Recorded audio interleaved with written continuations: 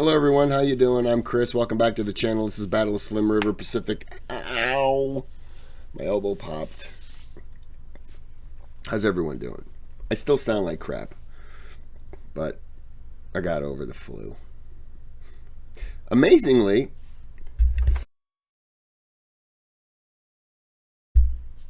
like a head cold, you have goop in your nose, or you just... I don't have that. I am coughing. I sound congested. I'm really not. I mean, I am coughing, but I'm not coughing up anything. It's just a cough. But like a chest cold, I felt like is worse after you're sick, and a head cold is worse after you're sick. But like the flu, it just sucked when you had it. You know, fever, body aches, chills, sweats. You're just not hungry. I just drank ice water like you would not believe. I had a fever. It's like up to 102 something. I just kept drinking ice water. I've never laid around so much in all my life and could barely sleep. Always tired, couldn't sleep. And yet, I've had head colds that leave me just more congested up here, and I've had chest colds that leave me more congested here. I sound terrible, but like I feel, all things considered, I feel great. Have all my energy back and everything.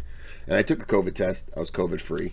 I had COVID like a year ago, pretty much when I started my channel. So COVID one January, the flu the next January. I mean, place bets now. What are we going with? Ebola? Some kind of new disease? Like your feet melt? I don't know. Walking around on stubs? Develop a pirate accent? We don't know. We got a long time. Put up your money. Get into the video.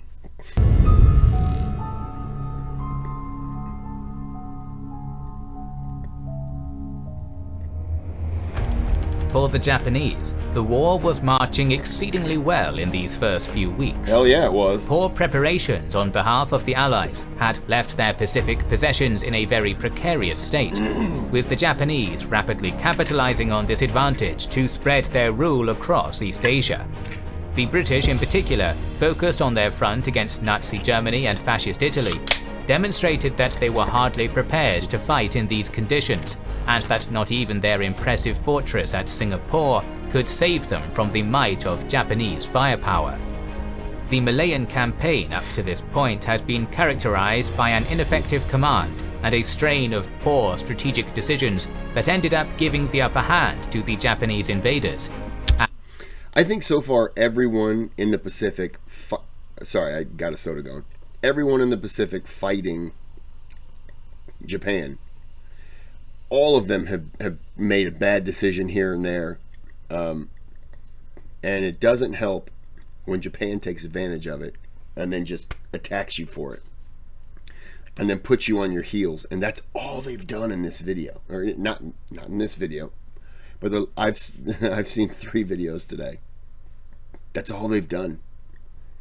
They attack, put you on your heels, and they just keep coming. And if you do put up any kind of defense, then they attack you from over here with a different unit. I mean, it's to me, it's been a brilliant way to wage war, and something that I know I wouldn't be capable of, because I wouldn't be that attack forward, I guess. I'd be probably terrible at waging war. And today, we're going to see one of the biggest blunders in British history, as the Japanese decide to attack Malayan positions on the Slim River. For people working at our pace and constantly worrying about everything from the YouTube algorithm to perfecting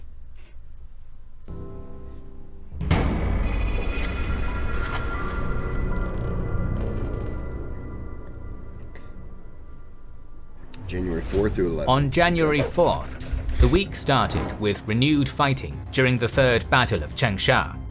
Just as promised, General Shuyur of the 9th War Area had brought enough reinforcements to repel the Japanese invaders, forcing General Anami of the 11th Army to make a quick and orderly retreat back to the Kushui River. As 9 Chinese armies and 20 divisions swarmed the Changsha area, the 3rd and 6th divisions thus started to cross the Liuyanghe at Langlishi to assemble on the northern bank of the river. To cover the withdrawal of these divisions, Anami ordered the 40th Division at Qingqing to advance towards Chunhuashuan, while the 9th Independent Mixed Brigade was ordered to capture the town of Malinshi and hold on to it until the retreating divisions had passed over. After dusk, the 6th Division had successfully crossed the Liuyanghe and were starting to move towards Malinshi, but the retreat of the 3rd Division was halted by Chinese forces arriving at Lijiacheng. Many losses ensued as the Japanese soldiers tried to cross the river under enemy fire, but by midnight of January 5th, the 3rd had successfully assembled on the northern bank of the river. Earlier that day, the 40th Division had already gotten to Chunhuashan after routing a small Chinese force, and it was starting to move west so it could divert the attention of the Chinese 78th Army nearby. The following day, the 9th Independent Mixed Brigade reached the town of Fulinpu, a major point for the retreat of the Japanese army. An intense fire exchange ensued as the 9th struck at the Chinese 20th and 58th Armies, taking the mountain ranges and then occupying Fulinpu. In the next few days, the 9th's men would be relentlessly attacked by Chinese forces trying to dislodge them, but to no avail, as the Japanese offered well-coordinated resistance. With the Chinese armies successfully tied down, the retreating divisions got to Malinshi by January 7th, the day on which the 40th Division also started its withdrawal. From Malinshi, the battered 3rd Division would continue on towards Fulinpu, covered by the 40th, while the 6th Division advanced to Liqiao, where on January 8th it was delayed by attacks of the Chinese 73rd and 99th Armies. Faced with the possibility of losing an entire division while the rest of his army retreated back north, Anami ordered his forces to stop their retreat and support the 6th Division's escape towards Fulinpu. Meanwhile, in the Philippines, the defenders had established a line running from the town of Porac to Guagua on January 2nd. There, the 11th and 21st Divisions, along with the 26th Cavalry Regiment, had resisted against swarms of enemy forces for 2 days, while giving time for General MacArthur's forces to establish solid defensive positions on the Bataan Peninsula. In turn, the Japanese had suffered enormous casualties against American and Filipino firepower, with an entire detachment getting completely decimated at Guagua. Since January 4th, though, the defenders would begin to withdraw to a last line at Leac. By January 6th, most of their forces had retreated behind the Kulo River, blowing up the Leac Bridge behind them and causing a minor delay for the Japanese advance. At dawn that same morning, the defenders were greeted with orders officially placing them on half rations. It was a long resistance that MacArthur was planning on the Bataan Peninsula. A couple of hours later, General Homa's forces started their attack against the Leac line. Initially, American artillery managed to inflict several losses on the invaders, but as time went on, the Japanese started to get the upper hand. Pummeled by Japanese artillery and air bombardment, General Wainwright ordered his forces to abandon the line at nightfall, retreating to the new Abuke and Mauban lines and ending their long withdrawal into Bataan.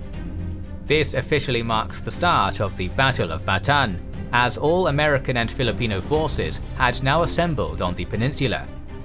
MacArthur then formed 2 operational areas for his forces on Bataan. The 1st Corps, consisting of 4 divisions and a regiment of Philippine Scouts, under the command of General Wainwright, defending a line that stretched from Mauban on the coast to the ranges of Mount Silanganan, and the 2nd Corps of General Parker, also consisting of 4 divisions and a regiment of Philippine Scouts, covering a line that extended from Mount Natib's foothills to Mabatang on Manila Bay just in front of Abuque. MacArthur's strategy was to conduct a defense in depth, taking advantage of the rugged terrain, and establishing entrenched defensive positions at the jungles and mountain ranges. Yet in the center of the American line, there was a huge gap at Mount Natib, which was thought impassable by the American commanders. This was a mistake, as it formed a gap in the defensive line and the two corps were not in direct contact with one another, something that the Japanese would use to their advantage in the future. MacArthur had also formed a rear battle position that stretched from Bagek to Orion across the peninsula. This was to be their last line of defense in Bataan. So far in the campaign, the Americans had lost around 13,000 men since the start of the war, while Homer had lost only 2,000 soldiers.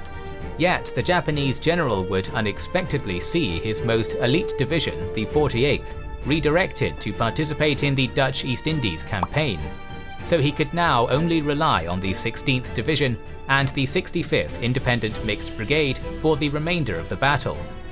An unsettling peace followed until dawn on January 9th, when the Japanese forces started their first attacks against Abuke and Mauban, which we'll cover more in depth next week.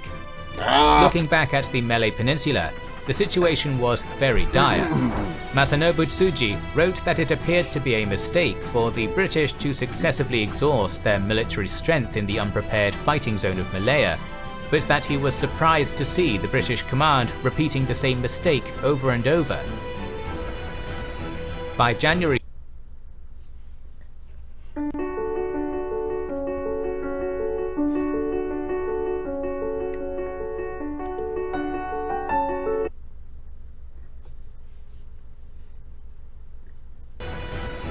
By January 4th, the 11th Indian Division had fallen back to the Slim River, where General Paris formed a new defensive line in front of Kuala Lumpur. Paris had placed the 12th Brigade on the Trolac sector to the north, while the battered 28th Brigade was placed in defense of the Slim River crossings, and the 15th Brigade was appointed to cover their rear at Tanjung Malim. In general, this was a sound disposition, giving the British the chance to execute a defense in depth. Yet, nonetheless, their efforts were doomed from the start, as the British command had failed to clearly maintain their lines of communication and to adequately construct tank defences such as anti-tank obstacles or roadblocks. The Japanese launched their first probe attacks on January 5th at the Trolac sector, which were easily beaten off by the Indian defenders. These attacks were followed by an unusually quiet day, so Paris ordered the 28th Brigade to rest at Slimtown so they could recover their strength. But this moment of calm would be followed on January 7th by a strong Japanese tank attack along the Trunk Road. Major Toyosaku Shimada came up with a very unusual plan for World War II. The Japanese would perform a night attack using tanks to spearhead the infantry, which was extremely dangerous considering lack of visibility for tank crews. I was gonna say, it's not like they have headlights. Alright. Without any tank defences, the Indian defenders were quickly overrun, allowing the Japanese tanks under Major Toyosaku Shimada to get to the main Indian line. There they would face more resistance, but eventually the Japanese would manage to overrun this position as well. The British line of communication had also been cut by Japanese forces, so they could not alert the 28th Brigade of the impending tank threat they were about to face. Meanwhile, the Japanese tanks were overrunning position after position of the 12th Brigade, bypassing the Trolac Bridge and advancing about 1 mile north of Slimtown. The 28th Brigade, which had not deployed successfully after its day of respite, was caught completely by surprise by the strong tank assault. The Indian positions at Slimtown were thus overrun, and the Slim River Bridge was taken. The Japanese tanks would then continue their advance for 2 more miles after crossing the bridge, finally being stopped by the 155th Field Regiment. For 6 hours, Shimada's tanks had rumbled down a single road, machine gunning and shooting up everything in their path. This resulted in the destruction or dispersion of 5 battalions and the shattering of the British positions on the Slim River. The 12th Brigade had been almost completely annihilated, while the 28th Brigade had been cut down to 1/3 of their force, then retreating to Tanjung Malim on January 8th. Thus, the disastrous Battle of the Slim River constituted the final destruction of the already debilitated 11th Indian Division, and also signified the complete fall of central Malaya into Japanese hands. Back on January 1st, during... I apologize, I have not paused. I'm supposed to pause every now and then and make my comments, and all I can really contribute so far is holy shit. That's it. That's the wisdom you're getting from the kid. The talks of the Arcadia Conference, the Allied governments had agreed to form a joint command and an integrated staff for the Pacific War, the American, British, Dutch, Australian Command, or ABDICOM for short. It was to be responsible for the defence of the vast area that ranged from Burma to northwestern Australia, and for the maintenance of the Malay Barrier, a line running down the Malayan Peninsula through the southernmost islands of the Dutch East Indies. British General Sir Archibald Wavell was the man appointed as Supreme Commander of ABDICOM, with Dutch General Hein te Putten as Commander of the Land Forces, British Air Marshal Sir Richard Pearse as Commander of Air Forces, and American Admiral Thomas Hart as Commander of Naval Forces. On January 7th, as Paris's men were being overrun at the Slim River, General Wavell arrived at Singapore to assume control of the British Far East Command. Wavell quickly realised that Johore was vital ground, and that they needed to gain enough time for the arrival of reinforcements. He then appointed the 8th Australian Division to defend northwestern Johore, while the Indian forces were placed in defence of southern and northeastern Johore. This meant that central Malaya, along with important cities like Kuala Lumpur and Kuala Selangor, were going to be abandoned to the Japanese. But this also meant that for the first time in the campaign, the British were going to attempt to buy real time, instead of just throwing their forces into the meat grinder over and over again. We're now going to take a quick detour. So they've changed their plan. To the island of Borneo, where the last actions on the British side of the island were about to happen. On December 28th, upon returning back to Miri from his attack on Kuching, General Kawaguchi ordered the battalion-strong Watanabe force to advance and then capture Brunei, with the objective of acquiring small boats for an attack on North Borneo. 3 days later, the Watanabe force carried out their orders, but found all big ships in Brunei's harbour already destroyed by the British defenders. This forced Kawaguchi to employ only small fishing boats for his next attacks. After taking Labuan Island on January 1st, Kawaguchi decided to launch his main attack on North Borneo. On January 8th, 2 infantry platoons occupied the towns of Jesselton and Beaufort, while the Watanabe force captured Sandakan, the seat of government of North Borneo, then rescuing some 600 interned Japanese citizens. Kawaguchi's men would then continue their advance throughout British Borneo, with Governor Robert Smith finally surrendering on January 19th. Meanwhile, the Watanabe force captured Tawau on January 24th and Lahad Datu on January 31st, freeing up a further 1,500 interned Japanese citizens. On January 9th, as the Japanese were falling back from Changsha, a section of their forces were ambushed by Chinese troops at Luoyang River, causing massive casualties. The last actions of the week would happen in Changsha, where the 6th Division finally managed to break through towards Fulinpu on January 10th, reuniting with the 3rd Division, and then starting to march north towards a line that stretched from Mount Mashishan to Mount Piaofengshan.